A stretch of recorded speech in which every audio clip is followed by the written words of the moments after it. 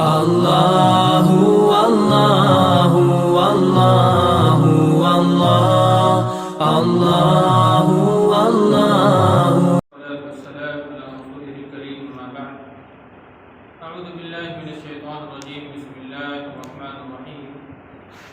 ولا تأكلوا أموالكم بينكم بالباطل وتدلوا بها إلى الحكام لتأكلوا فريقا من أموال الناس بالإثم وأنتم تعلمون اور تم اپنے اموال آپس میں ناحق نہ کھاؤ اور نہ معاملہ حکام تک اس غرض سے پہنچاؤ تاکہ لوگوں کے مال کا ایک حصہ ناجائز طور پر جانتے ہوئے کھاؤ۔ اس آیت کریمہ میں اللہ رب العالمین نے مسلمانوں کو آپس میں ایک دوسرے کا مال ناجائز طور پر کھانے سے منع فرمایا اور یہ بتلایا ہے کہ اگر قاضی رشوت لے کر کے ناحق فیصلہ کر دیتا ہے تو اس فیصلہ سے حلال یا حرام شے حلال نہیں ہو جائے گی۔ انسان کیا کرتا ہے بسا اوقات کہ ایک چیز کسی نے آپ کو بطور امانت دی، اس کا کوئی ثبوت اس آدمی کے پاس نہیں، مال دینے والا اور مال لینے والا یہ دو آدمی جانتا ہے اس مال کی حقیقت کو۔ دینے والا جانتا ہے کہ یہ مال میرا ہے اور لینے والا جانتا ہے کہ یہ مال اس کا ہے، لیکن کچھ دن گزر جانے کے بعد انسان کیا کرتا ہے کہ اس کے دل کے اندر ایک وسوسہ پیدا ہوتا ہے، شیطان اسے اس بات کی طرف آمادہ کر دیتا ہے کہ یہ مال تم غصب کر لو، اس مال کو تم کھا لو، اس لیے کہ اس کے پاس کیا دلیل ہے، کیا ثبوت ہے کہ یہ مال اس کا ہے۔ لیکن جب جو مال والا شخص ہوتا ہے جب اس کے پاس مال لانے کے لیے جاتا ہے تو چونکہ شیطان نے تو اسے پہلے ہی اس بات پر آمادہ کر دیا ہوتا ہے کہ یہ مال تم ناجائز طور پر اپنے قبضے میں لے لو۔ معاملہ اس حد تک پہنچ جاتا ہے کہ حکام تک بات پہنچ جاتی ہے، جو قاضی ہوتا ہے، جو فیصلہ کرنے والا ہوتا ہے، جو جج ہوتا ہے۔ اب انسان اس ناجائز مال کو اپنے حق میں حاصل کرنے کے لیے کچھ رشوت قاضی کو دے دیتا ہے، جج صاحب کو دے دیتا ہے، تاکہ وہ فیصلہ جو اس کا ہو جانا چاہیے اپنے حق میں فیصلہ کرانے کے لیے رشوت دے دیتا ہے، اور قاضی اس رشوت کو لے کر کے فیصلہ اس کے حق میں صادر فرما دیتا ہے، جو آج اس دنیا کے اندر میں عموماً یہ کام ہوتا چلا آتا ہے۔ یہ بات یاد رکھیں کہ جس کا مال ہے وہ جانتا ہے کہ یہ مال میرا ہے، اور جس کا مال نہیں ہے، جس نے ناجائز طور پر اسے قبضے میں لیا ہے، وہ جان رہا ہے کہ یہ مال میں نے ناجائز طور پر حاصل کیا ہے۔ تو یہ مال گرچہ تم نے حاصل کر لیا ہے، لیکن قاضی کے فیصلے کی وجہ سے یہ حرام مال جو تم نے حاصل کیا یہ حلال کبھی بھی نہیں ہو سکتا ہے۔ حضرت ابن عباس رضی اللہ تعالی عنہما کہتے ہیں کہ یہ آیت دراصل اس آدمی کے بارے میں نازل ہوئی تھی تو جس کے ذمے کسی کا مال ہو اور مال والے کے پاس کوئی دلیل موجود نہ ہو، اس لیے وہ آدمی انکار کر بیٹھے اور معاملہ جب حاکم کے پاس جائے تو حاکم اس کے حق میں فیصلہ کر دے جس کا مال نہ ہو، حالانکہ وہ جانتا ہے کہ وہ گنہگار ہے، تو حرام کھانے پر انسان کیا ہے تلا ہوتا ہے۔ لوگوں کا مال ناجائز طور پر کھانے کی بہت ساری شکلیں ہو سکتی ہیں،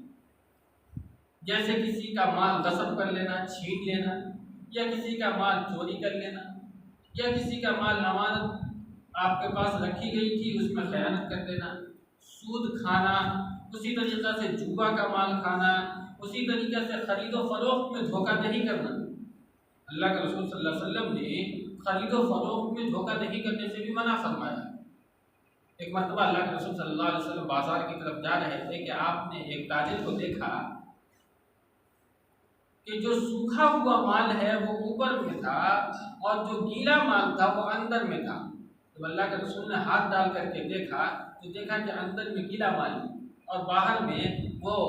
لوگوں کو دھوکہ دینے کے لیے سوکھا مال رکھے ہوا تھا۔ اللہ کے رسول صلی اللہ علیہ وسلم نے سختی کے ساتھ منع فرمایا کہ خرید و فروخت میں دھوکہ دینا کیا ہے؟ حرام ہے، اور یہ بھی مال کو ناجائز طور پر کھانے کے اندر بھی یہ بات شمار ہوگا۔ اسی طریقہ سے ایسے کام کی اجرت لینا جو کام آپ نے ٹھیک سے کیا ہی نہیں، اگر آپ نے زبردستی اجرت اس بات پر لے لی تو یہ بھی ناجائز طور پر، یہ بھی اگلے حرام ہے۔ اسی طریقہ سے زکوٰۃ، صدقات،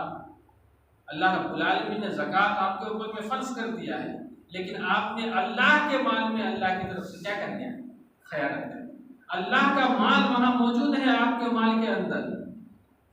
اور اس مال میں غریبوں کا حق اللہ رب العالمین نے رکھ دیا ہے، اور آپ نے غریبوں کے حق کو مار دیا، تو گویا کہ آپ نے غریبوں کا حق کیا کر لیا؟ غصب کر دیا۔ یہ بھی اس کے اندر میں شامل ہو جاتا ہے۔ اور اس قسم کی ناجائز بہت ساری صورتیں ہیں، یعنی کہ لوگوں کا مال ناحق طور پر کھا جانا،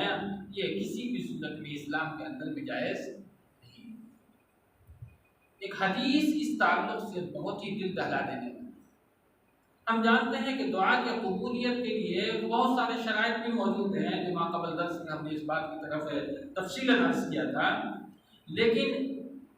دعا قبول جو ہوتی ہے اس آدمی کی، جو انسان سفر میں ہو، جو مسافر ہوتا ہے، اس کی دعا قبول کی جاتی ہے، اور سفر ہو بھی طویل سفر ہو تو دعا کی قبولیت کا درجہ اور بڑھ جاتا ہے۔ اسی بات میں اور ایک بات اس میں اور شامل کریں کہ اگر اس مسافر کی حالت پراگندہ ہے، کپڑوں پر گرد و غبار سے اٹا ہوا ہے، چہرے ایک دم پراگندہ حالت میں، تو اس کی دعا کی قبولیت کا درجہ اور بڑھ جاتا ہے۔ تو اس طریقے سے درجات بڑھ جاتے ہیں۔ اگر انسان اس حالت میں اللہ رب العالمین سے دعا کرتا ہے تو اللہ اس بندے کی دعا کو قبول فرماتا ہے۔ اللہ کے رسول صلی اللہ علیہ وسلم نے فرمایا کہ ایک انسان سفر حج کے لیے جاتا ہے،